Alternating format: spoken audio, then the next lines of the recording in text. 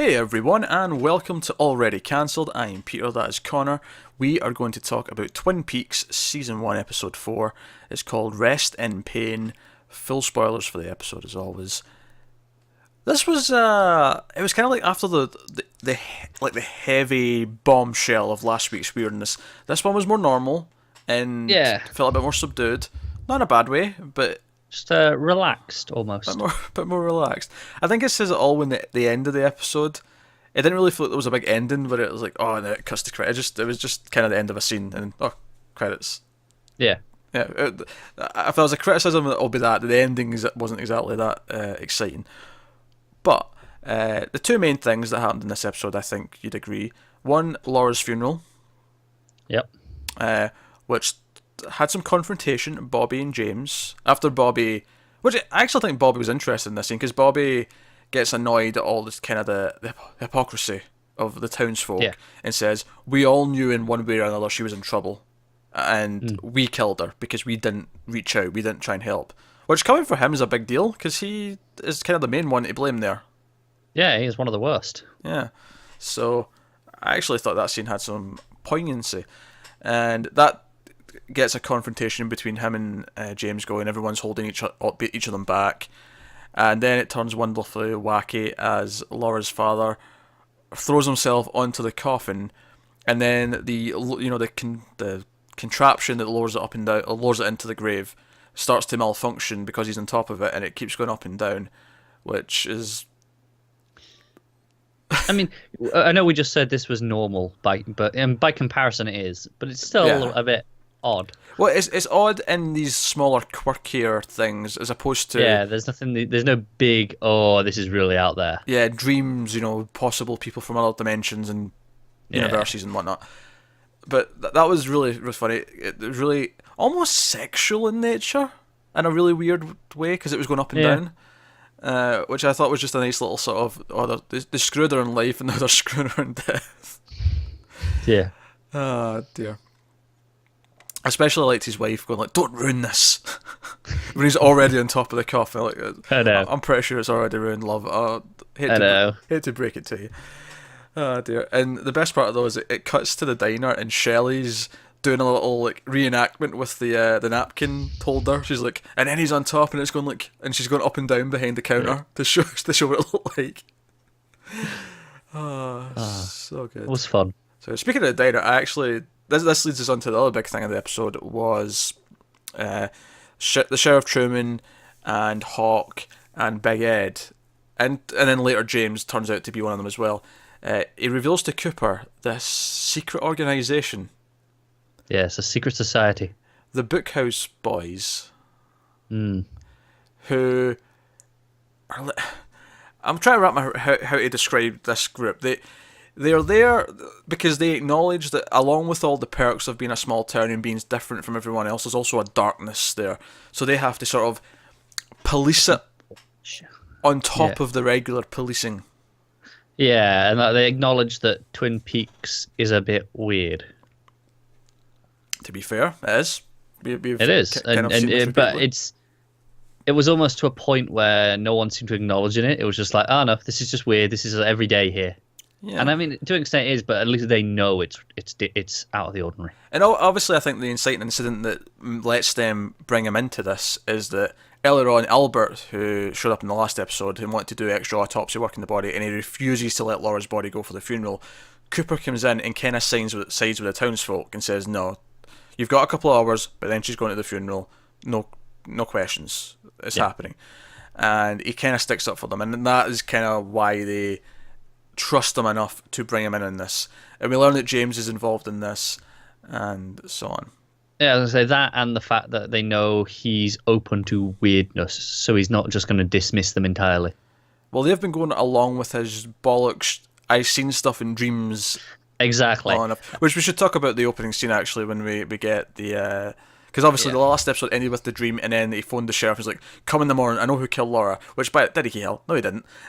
I know, this show would have been over a lot quicker otherwise. Yeah, they come over in the morning, and there's another good scene with Audrey. Audrey's... We find out she's the one who gave him the note under the door, which they didn't go to One-Eyed Jacks in this episode, by the way. We thought, that'll be next episode. No, it isn't. No, no. I'm sure it's coming. We'll get to it. We'll get to it. No Ben and Jerry. Although there's a lot about Ben, but no Jerry. No team up. What's Ben without Jerry? Ben? One flavour of ice cream. No one buys Ben and Jerry's for one flavour of ice cream. You get a mix of at least two. Yeah. Or two, you know what I mean? Too many ingredients. It's never just chocolate ice cream. It's chocolate and fudge. Or that's the thing. I was going through some of the flavors in my head. I was like, are there any that are just like, no, this is it? I think you can buy vanilla Ben and Jerry's. I think that does exist. The plainest I've seen is cookie dough, which is obviously vanilla with the chunks in it. I do like cookie dough. Cookie dough's nice. Yeah. We're going off topic here. We're talking about Ben and Jerry's.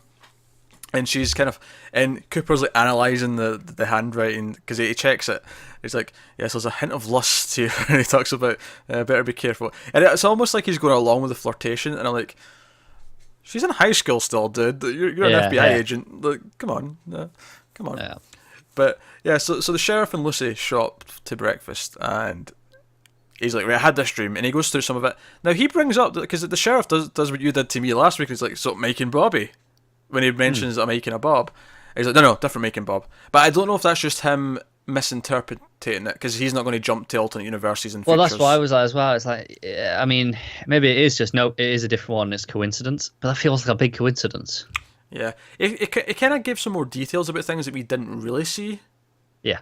But there was that cool thing later when he heard from Albert, who did the full autopsy, and said he found these fibres, this and that. And he mentioned, she's been tied twice. The second time would have been like this.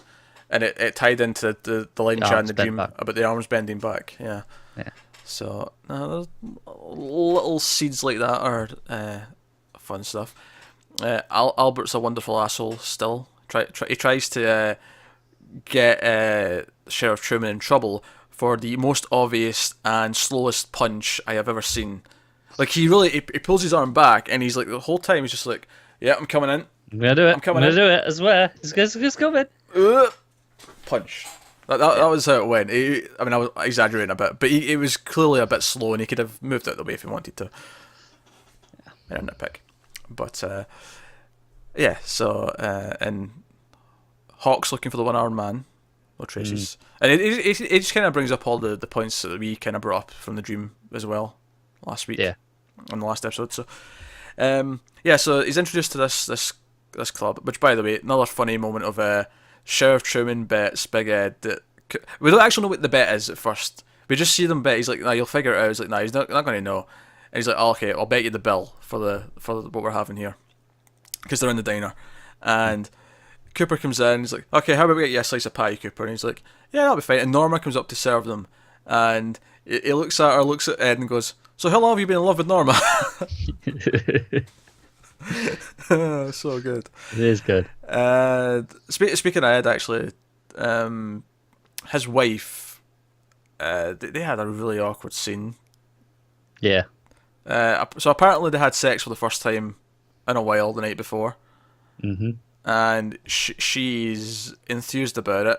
He is doing very little to hide the fact that he couldn't give a toss. He's not really subtle, is he? No, I mean, there's one side he kisses, and then there's standing like a tree as she tries to kiss you. Yeah. He's really being blatant.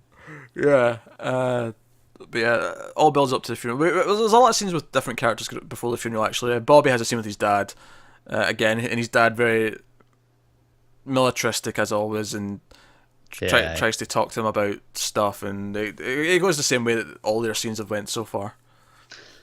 Yeah, I feel like a lot of this episode was more of the same, kind of just relaxing you back into it. Which is why I think it's not as in-depth to talk about. I don't know if we're going to go as long with this one, just because obviously we still have to talk about. So he goes to the Bookhouse Club building, where they actually meet, and we find that James and Ed aren't actually cops, especially James because he's still in high school. But they do this work for this club, and they take care of things. And they're investigating the drugs, which we know Leo's a part of. And they bring up in this episode that the main bartender, the owner of the bar that everyone goes to, the Bakers, and his brother are muling it across. And we see that they've got this early warning system because the bartender's going up to the bar and this red light's flashing. and he phones Leo, and he's like, "Oh, there's something wrong. The light was on. Come and get me."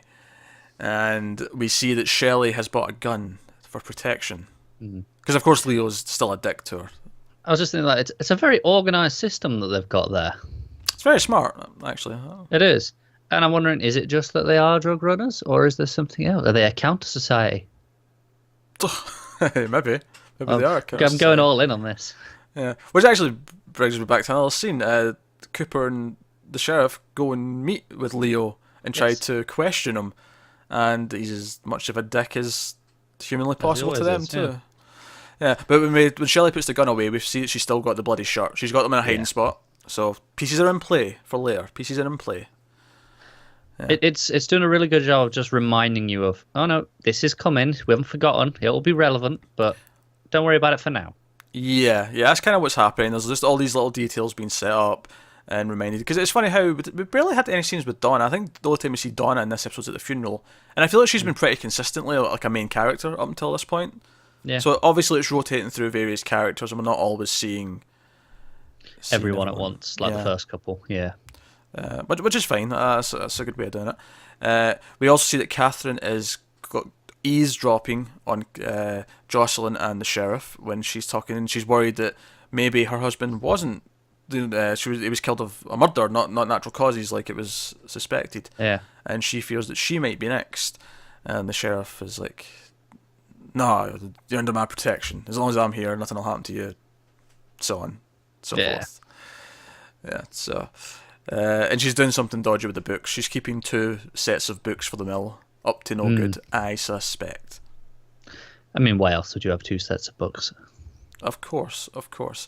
And just back to the point of this being a kind of a sort of weirder, more downbeat. Obviously, introduce some main things with the Bookhouse Boys Club. I'm sure very important, and obviously the funeral's a big emotional climax there. But the final scene of the episode is literally. It's Cooper and Hawk sitting, just having a drink, as I guess the reception for the funeral's on. Yeah. Either that, or it's just a night at the hotel, and there's like a party going on, one or the other. Yeah. But Laura's dad's like in the dance floor, and he starts to get into the music, and he starts clicking his fingers, and then he drunkenly tries to grab like other women who are dancing with other people to dance with them, and he gets really upset and starts crying that no one's dancing with him, and they Cooper and Hawk carry him out, and that's the end of the episode. It's a really weird ending, to be honest. It is. It feels like a weird episode because, as I said, it felt like at the end of it was like, oh, okay, now we're getting into things. This is big, and then it's just like, no, you know what? Never mind. Let's take a step back. Go back to normal. Just calm down. Yeah, I wonder if it's almost because obviously we know we're getting the first 4s 2 doubles of this new season in May. Yeah. I wonder, this almost feels like it's just the first half of an episode. It does, doesn't it? Yeah, it's kind of weird. And I wonder if there's a reason for that. I wonder if it's... I don't know. I don't know, like I say, it just feels like a strange episode pacing. It's not bad. Like, I know. Everything in it is still good. Yeah, it's just overall it feels strange. It didn't really have like a beginning, middle, and end. It really made it feel like, oh, this is a fulfilling episode with like a big hook at the end. It just felt like everything advanced a little bit again, and it's fine, and lots of good stuff in there, but certainly not as much meat to chew on as last week. Oh, absolutely not. Just your little quirks and stuff. So that was a fine episode, but it wasn't. Certainly, it'll be one that just runs into the next one in memory. I think it's one where the pieces are in place. There's stuff there that are quite likely important overall, but we won't realize these things were important till later when we look back at this episode and go, oh, that was there, and this is here. But here and now, it's like, okay, there's stuff. Yeah. There was more Cooper talking to Diane on his tape recorder. There was more of everything. No donuts though. There was a lack of donuts, which is both good and bad because I didn't get hungry for donuts. Yeah. Still plenty of coffee. Still plenty of coffee. There was a lot of coffee drinking. There was pie in this one though. Did make me want some like a proper dessert. Pie's good. This show makes you fat. This show does make you hungry. There's a lot of food going on. Cooper loves his food, and it comes across. So, no, I think that was a shorter one this week, but I don't feel like this one had as much, like I say, meat to chew on. Yeah. I keep using that phrase, but I think it's perfect. So, not bad by any means, but we'll be back next time with episode 5. Let us know what you thought of this one in the comments below. Like and subscribe and all that stuff helps us out a lot. Remember that when we hit season 2, we'll be going 2 per week. So it's only 1 per week for the next 4, actually, because this is episode 4. There's 8 episodes in season 1. So, yeah, thanks for watching, guys, and we will see you next